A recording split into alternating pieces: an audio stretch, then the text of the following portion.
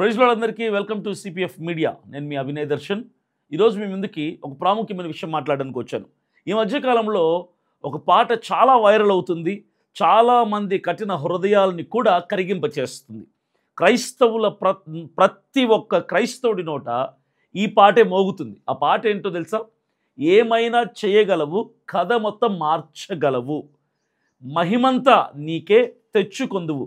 ఈ మూడు లైన్లు, ఆ మూడు లైన్లలో ఉన్నటువంటి సాహిత్యం, ఆ మూడు వచనాల్లో ఉన్నటువంటి సాహిత్యం ప్రతి ఒక్కరిని సంధిస్తుంది, ప్రతి ఒక్కరి హృదయాన్ని చలింపచేస్తుంది.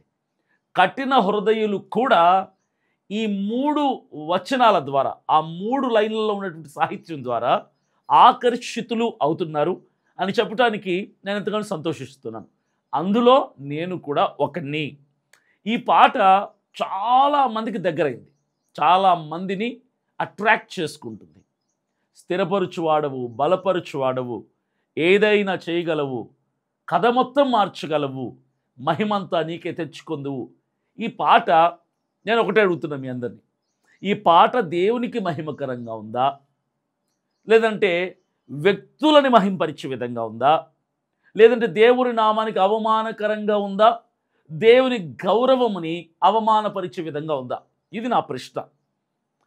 100కి 99.99% క్రైస్తవులు ఈ పాట ద్వారా ఆకర్షితులై దేవుణ్ణి మహిమపరుస్తూ దేవుని సన్నిధిలో పరవశించిపోతున్నారు ఈ పాట పాడుతూ. ఈ 99.99 అని చెప్పిన తర్వాత ఇక 0.1% ఎవరు? ఈ పాట నచ్చని వాళ్ళు, ఈ పాటకు పేరు పెట్టేవాళ్ళు, ఈ పాటలు తప్పులు వెతికేవాళ్ళు. ఆ 0.1% ఎవడా అంటే ఇంకెవరు? మీకు బాగా తెలుసు. ఒక పనికి మాలినటువంటి వ్యక్తి.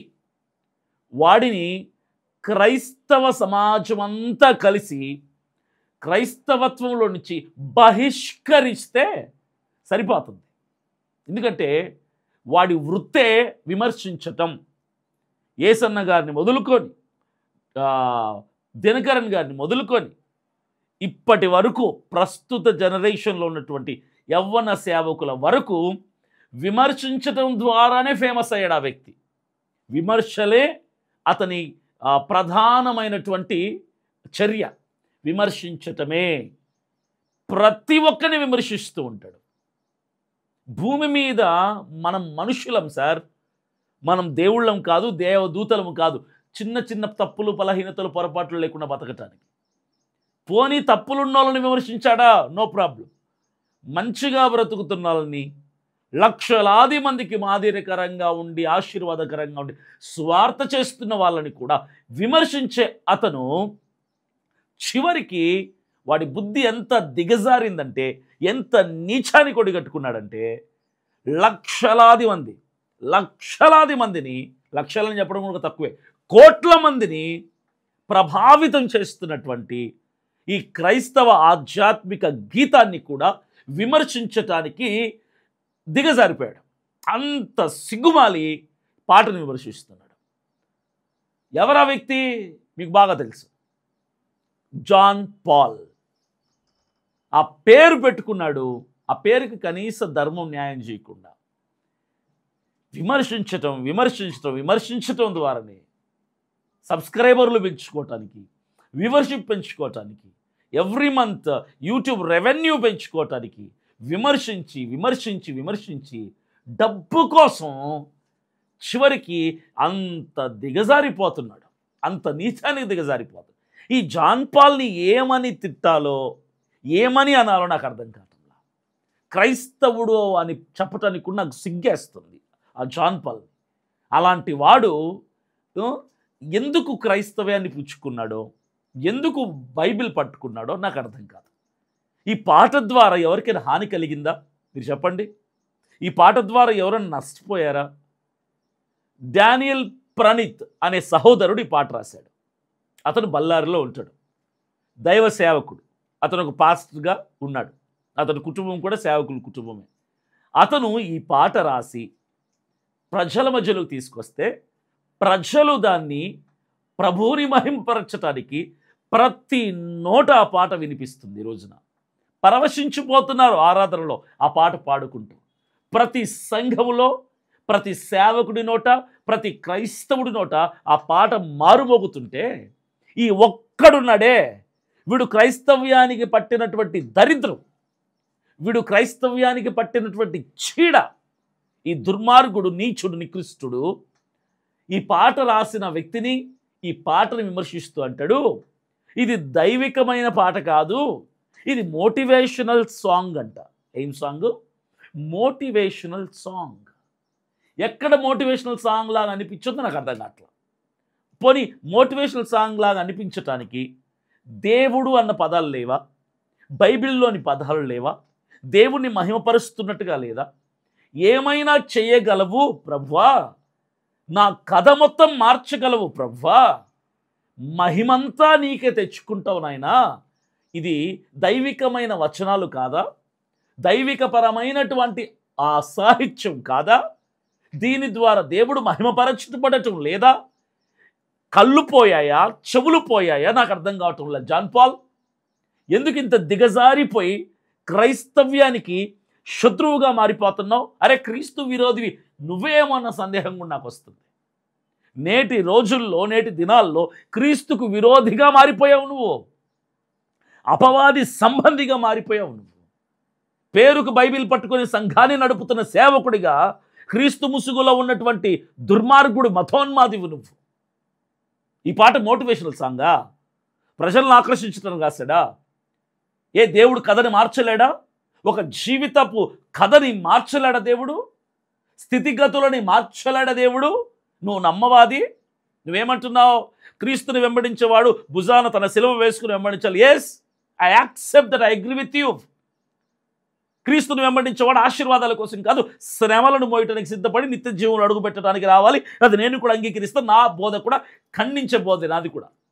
అలానే ఈ పాటను తప్పు పట్టేది మాత్రం నేను యాక్సెప్ట్ చేయను. దేవుడు ఆశీర్వదించడా? భౌతికంగా శ్రమలుంటే విడిపించడా? ఆశీర్వాదాలే వస్తాయని నేను చెప్పను. నువ్వు చెప్పేదేంటి? కథ మొత్తం మార్చడు అంటావు. దేవుడు మార్చడా? నీ కథ మార్చడా దేవుడు? మణికంఠం కదరా నీ పేరు. జాన్ పాల్ ఎలా అయింది? మణికంఠగా ఉండే నువ్వు జాన్ పాల్ ఎలా అయ్యావు? ఆ కథ వేరు, ఈ కథ వేరు. జాన్ పాల్ కంటే ముందు నీ కథ ఏంటి? ఒక లోకస్తుడివి, ఒక అన్యుడివి, క్రీస్తుని ఎరగనటువంటి వాడివి. తర్వాత నీ పేరు మార్చుకున్నావు జాన్ పాల్. ఎందుకు? దేవుడు నీ కథ మొత్తం మార్చేశాడు, నీ జీవితాన్ని మార్చాడు, నీ విలువని మార్చాడు, నీ పేరును మార్చాడు, నీ స్థితిగతుల్ని మార్చాడు, రక్షణ అనుభవాన్ని నీకు ఇచ్చి అభిషేకించి సువార్థికుడిగా నిలబెడితే చివరికి నువ్వు దేవుని నామాన్ని, దేవుని సువార్థికుడిని, దేవుడి సేవకుడి ద్వారా రాయబడినటువంటి దేవుని మహిమపరిచే పాటని కూడా హీనాతిహీనంగా కించపరుస్తూ విమర్శిస్తున్నావు. అంటే నువ్వు మనిషివా, పశువా? అన్నం తింటున్నావు, కడుపుకి గడ్డి తింటున్నావా? అడ్డగాడిదా? ఒక సేవకుడిగా ఎందుకంటే నేను ఎక్కువ దిగజారి మాట్లాడలేను. నేను అంత చక్కటి పాట, నీ కథ మార్చాడు దేవుడు. ఒక సినిమా వాడిగా ఉన్నా నేను 2017లో నా కథ కూడా మార్చాడు దేవుడు. మన జీవితాలు పక్కన పెడితే బైబిల్ తీసుకో, బైబిల్ తీసుకో. దావీదు, ఎవరు దావీదు? గొర్రెలు కాచుకునేవాడు దావీదు. ఆ పొలాల్లో, అడవిల్లో, ఎడారుల్లో ఒంటరిగా గొర్రెలు కాచుకుంటూ తిరిగేవాడు. ఏం చేశాడు దావీదుని దేవుడు? ఏం చేశాడు? సింహాసనం మీద కూర్చోబెట్టాడు. ఎక్కడ కూర్చోబెట్టాడు? సింహాసనం మీద కూర్చోబెట్టాడు. ఈరోజు దావీదు కథ మారిపోయిందని మనం మాట్లాడుకోవట్లా? గొర్రెలు కాచుకునే దావీదుని దేవుడు సింహాసనం మీద కూర్చోబెట్టాడు. ఏంటది?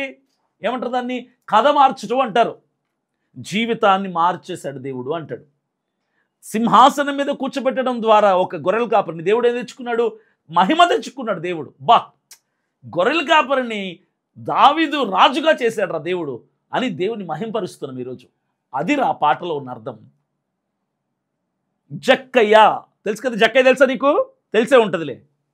చెట్టు మీదకి ఎక్కిన జక్కయ్య వడ్డీలకి డబ్బులు ఇచ్చి ప్రజల్ని ఇబ్బంది పెట్టే జక్కయ్య ఇంట్లోకి యేసుక్రీస్తు ప్రభులు వారు అడుగు పెట్టినప్పుడు ఏమైంది? జక్కయ్య కథ మారింది, జక్కయ్య జీవితం మారింది, జక్కయ్య వ్యక్తిగతం మారిపోయింది, జక్కయ్య స్థితిగతాలు మారిపోయాయి, జక్కయ్య స్వభావం మారింది, దేవుడికి మహిమ వచ్చింది.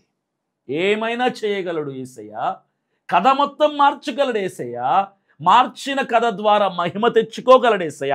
అదిరా పాటలో ఉన్న అర్థం. Useless fellow John Paul.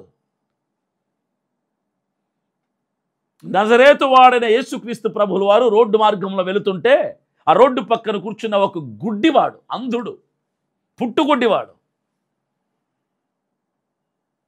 దావీదు కుమారుడు నన్ను కరుణించు అంటే కనుదృష్టిని కలుగ చేయల దేవుడు, స్వస్థపరచాల, అతన్ని నేత్రాలు తెరవలా, గుడ్డివాడి జీవితాన్ని మార్చాడు.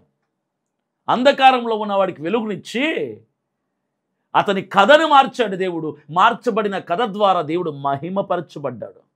అదిరా పాటలోని అర్థం. 38 సంవత్సరాలుగా నడుములు లేవలేని స్థితిలో అనారోగ్యంతో బెతెస్దా కోనేరు దగ్గర పడి ఉన్నటువంటి ఒక వ్యక్తి, 38 years ఆఫ్ సిక్నెస్. యేసుక్రీస్తు ప్రభువులు వారు అక్కడ అడుగుపెట్టి పడుకొని ఉన్నాడు. నీ పరుపెత్తుకొని నువ్వు లేచి నిలబడు అని చెప్పి 38 సంవత్సరాలుగా ఉన్న కథని మార్చలా. కథ మారింది, అతని కథ. దేవుడు మహిమ తెచ్చుకున్నాడు. అదిరా పాట అర్థం. 12 సంవత్సరాల రక్తస్రావం కలిగిన స్త్రీ యేసుక్రీస్తు వస్త్రపు చెంగును ముట్టుకోగానే స్వస్థత పొందుకుంది. ఆమె కథ మారిపోయింది. 12 years of story is different. New days have begin in her life. కొత్త రోజులు మొదలై కొత్త కథ ఆరంభమైంది. ఆ మారిన కథ ద్వారా దేవుడు మహిమపరచబడ్డాడు. అదిరా పాటలోని అర్థం. వాక్యాన్ని తప్పుగా రాంగ్ డాక్టర్ని టీచ్ చేస్తున్నావు నువ్వు ప్రజలకి. అంటే యేసయ్య ఏమి చేయలేడు, నీ జీవితాన్ని మార్చలేడు, నీ పాపాన్ని తీసేయలేడు, నువ్వు వ్యసనపరుడుగా ఉంటే ఆ వ్యసనాలని దేవుడు తీసేయలేడు అని చెప్పడానికి ప్రయత్నం చేస్తున్నావా?